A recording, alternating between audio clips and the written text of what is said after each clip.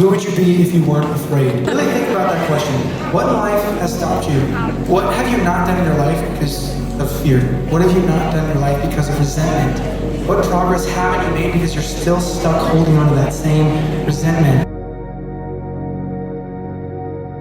Back in 2021, I was very healthy, and then a week later, I lost 20 pounds, and I was diagnosed with septic shock and heart failure, which is a crazy diagnosis to get when you're 20 years old. The doctors, when I checked in, said that if I hadn't checked in within 12 hours, I would have been, quote, found in my apartment, end quote. Which you can guess what that means. And as I was sitting on my hospital bed, my mom was flying in, and a lot of things sort of hit me that night, and I realized if the doctors had been right and I hadn't checked in, I never would have made amends with my parents. I never would have made amends with my sisters, with my friends, with so many people. I had all these grudges, all these reasons to be upset, all these reasons to keep me away from them.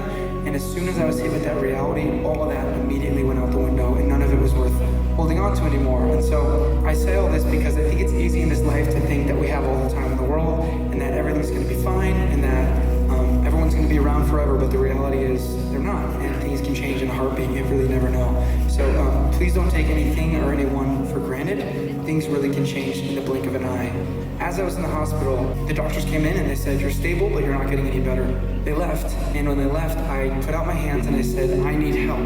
As soon as I said, I need help, they came back in, they did some tests, and they said that I got miraculously better. And then once I was physically better, everything else went all the way down the hill. My mental, emotional state was something I didn't ever think I would experience, and I was in a depression I didn't know existed. And I know that I'm not the only person who's been through, is going through, or is going to go through something maybe similar. And so it's really important to talk about this because at the time, again, this is where the trigger warning comes in, I remember saying out loud, I wish I didn't make it out sometimes. I no longer feel that way. I'm more than beyond grateful that I'm here today, but it was very real at the time, and I know I'm not the only person who's had scary thoughts like that, or I know someone who's had scary thoughts like that. I know that sometimes life is really, really hard, and it seems like you're never going to see the light of day again. Sometimes when you're carrying that backpack of shame, of regret, of hurt, pain, whatever that might be, you forget what it's like to run free.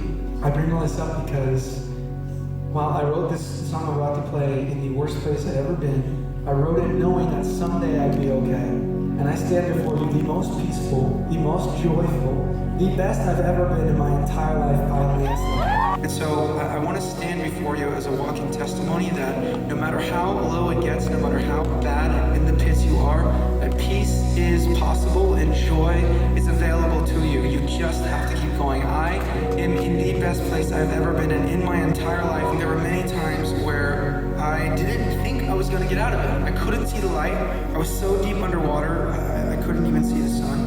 And I genuinely forgot what it was like to breathe. We can all relate to being sort of held down by either someone else or something, some situation, or things in our lives.